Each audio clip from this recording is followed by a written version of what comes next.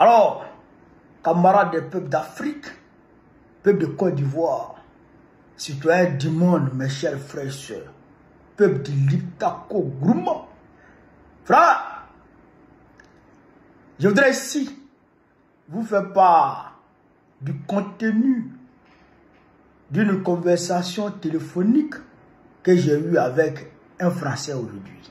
Aujourd'hui, lundi 3 novembre 2025. Ah, quand je dis français, c'est pas français ouya. C'est un français authentique, d'origine. Frère, non, Romagne. Le gars, on se connaît depuis la France et on discute souvent. En fait, il milite avec le petit-fils de De Gaulle, là, les Pierre de Gaulle. Là. Voilà, ils sont dans la même perspective vis-à-vis de la France. Eux, ils militent pour le rétablissement pur et simple des relations traditionnelles entre la France et la Russie. Ils sont aussi à l'Assemblée nationale. Mais il n'y a pas vous dans son parti, quoi. Voilà. Je peux donner, hein, mais lui-même, lui, il milite en visage découvert, lui, s'en fout. Mais il n'est pas donné. Frère, il m'appelle, il y a longtemps, il m'a pas appelé. Il dit, camarade. J'ai dit oui. Il dit, félicitations. Il dit, mais comment?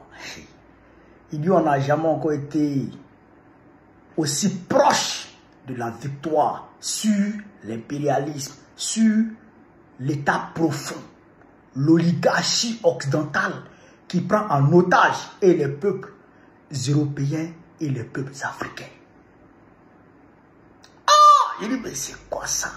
Il dit, on n'a jamais encore été aussi proche de la victoire. Il dit, bon, explique-toi. Il dit, aujourd'hui, des centaines et des centaines de milliers de Français les rejoignent sur leur groupe Telegram dans leur lutte contre la guerre entre la Russie et l'Ukraine. Eux, ils militent pour la cessation pure et simple des hostilités, pour la cessation des envois d'armes françaises en Ukraine. Ils demandent à ce que Macron cesse d'envoyer les armes en Ukraine. Et là, il dit qu'ils sont en train de s'apprêter à faire une manifestation gigantesque. Il y a des manifestations gigantesques en France. Il dit quand ils vont démarrer ces manifestations-là, Macron va fuir. Et il m'a dit que d'ici fin d'année 2025, le nouveau gouvernement de Le Cornu, là, ils vont faire tomber ça. Il dit Macron est terminé. Macron est fini. Donc, ils sont dans le combat. Ils sont en train de sensibiliser encore et encore les millions de Français pour qu'ils descendent dans les rues ensemble. Pour dire non à la guerre entre la Russie et l'Ukraine. Parce qu'aujourd'hui, ça ne va pas. Les factures augmentent en France. Le pouvoir d'achat diminue. Frère, même pour manger, ça devient difficile. Donc aujourd'hui, tout ça fait que les Français sont en train de venir vers eux. Les Français ont compris que eux, là, eux, ils avaient raison. Depuis le départ. Il dit, oui, ça c'est bon. Mais ça, là, moi, c'est comment? C'est là, il me dit, non. C'est le même combat en réalité.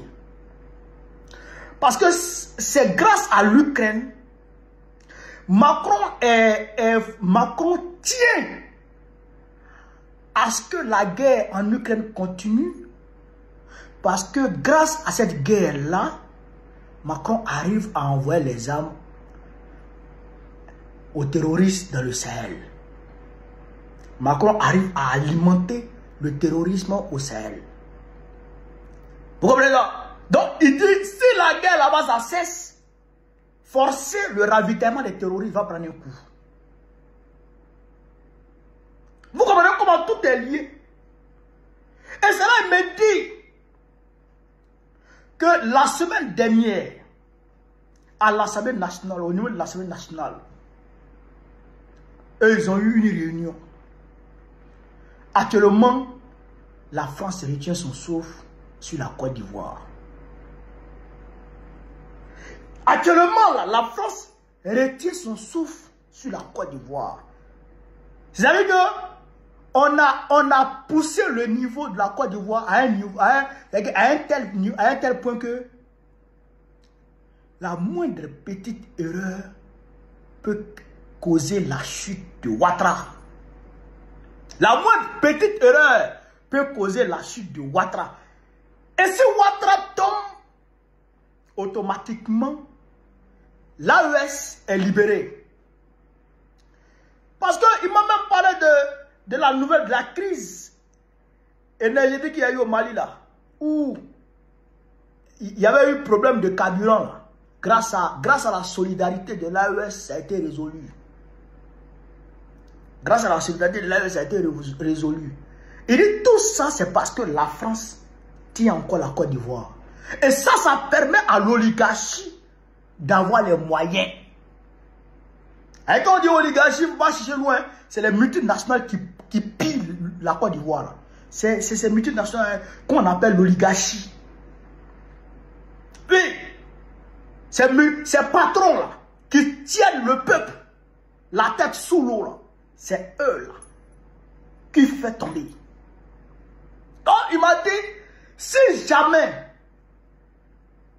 la Côte d'Ivoire est libérée et que les entreprises là, commencent à payer les impôts et que la France n'a plus la même mise sur ces entreprises-là, forcé, l'État profond va avoir un problème financier et ils seront en train de s'écrouler progressivement et le peuple français va se dresser contre eux pour les pousser vers leur chute et à ce moment la Côte d'Ivoire et tous les peuples africains à travers le monde vont se donner les mains pour être libres, pour travailler à ce que la prospérité soit plus ou moins, on va dire, équitable à travers le monde. Ça ne peut pas être totalement équitable, mais plus ou moins équitable à travers le monde. Donc il m'a demandé de continuer le combat au niveau de la Côte d'Ivoire. De continuer le combat au niveau de la Côte d'Ivoire. Eux là, au niveau de la Russie là, eux ils vont mener le combat. Contre Macron là, eux ils vont mener le combat. Frère, moi je vous dis, hein, le gars là, il cause à lui parce que vraiment, c'est un bon. C'est pas tous les Français qui sont d'accord avec ça, là, avec les agissements de Macron. Et d'ailleurs, même les Français, là, ils ne bénéficient pas en réalité, beaucoup ne bénéficient pas en réalité des pillages de Macron. Oui. Souvent, ça reste, c'est une poignée de personnes qui bénéficient. Ah, il y avait la France, je sais, pourquoi les factures augmentent? Il y avait la France, je sais, ça ne va pas. Donc, eux, ils veulent libérer la France de l'emprise de l'État profond américain. L'État, j'ai dit le gouvernement mondial, parce que eux là-bas, là, à leur niveau, là, ces multinationales, là, ils ont une plateforme où ils se retrouvent pour discuter de qui doit être président dans tel pays, qui doit être président dans tel pays, qui doit être président dans tel pays. Donc, ceux-là, c'est contre eux, lui, il se bat. Et vous avez vu Trump. Trump même se bat contre ces gens-là. Trump même se bat contre ces gens-là. Donc, camarades, la balle est dans notre camp. La balle est dans notre camp. Regardez à travers le monde. Personne n'a encore félicité Alassane Ouattara. Même la CEDEAO qui CEDEAO se retient. La CEDEAO félicite le peuple. La CEDEAO n'a pas encore félicité Alassane Ouattara. Aujourd'hui, là, Ouattara, là, il est terminé. Juste, on se lève et puis on fait un mouvement dans Côte d'Ivoire, là. Juste, on se lève et on fait un mouvement dans Côte d'Ivoire, là, et puis le gars tombe. C'est pourquoi le 8, là, le 8 est très important. Le 8 est très, très important. Si on se lève le 8 et qu'on sort dans la rue le 8, le gars, là, il va le faire sauter. ils vont lui faire sauter, à coup sûr. Mais si on s'assoit et qu'on laisse les choses comme ça va se tasser. Et puis Ouattara va rester. Et si Ouattara reste, ça va renforcer, on va dire, le pouvoir du gouvernement mondial, l'oligarchie occidentale. Ça va les renforcer dans leurs activités contre les peuples du monde, contre les citoyens du monde. Donc les autres sont en train de faire leur combat. Les frères, les camarades français et européens sont en train de se battre pour que la paix arrive entre l'Ukraine et la Russie, pour trouver la paix là-bas, pour exiger la paix là-bas, entre la Russie et puis l'Ukraine, pour que là-bas ça cesse, pour ne plus que la France puisse utiliser là-bas pour mettre les armes dans l'AES. L'AES est en train de mener le combat. L'AES est en train de mener le combat contre l'impérialisme. L'AES mène le combat. Nous, à notre niveau là, il faut qu'on mène le combat. Parce que c'est un combat global contre les ennemis du peuple, contre les ennemis des citoyens du monde. Vous comprenez ça? C'est un combat global contre les ennemis de la liberté. Oui, c'est un combat global contre les ennemis de la liberté. C'est les esclavagistes. C'est les colonialistes. Vous comprenez ça? C'est les démons. Vous comprenez ça? Donc, le monde, les citoyens du monde doivent prendre conscience que l'impérialisme, c'est-à-dire, frère, le gouvernement mondial et comment dirais-je, l'état profond, c'est un combat contre ceux-là. Ils veulent nous asservir. Nous tous, on doit se lever contre ceux-là. Vous comprenez ça? Et ça, nous les Africains, surtout Ivoiriens, on doit se battre. On doit se battre. On doit se battre. C'est pourquoi le 8 est important. Menons le combat contre ceux-là. Voilà ce que je voulais vous dire en Afrique. Sur ce, vive l'Afrique libre.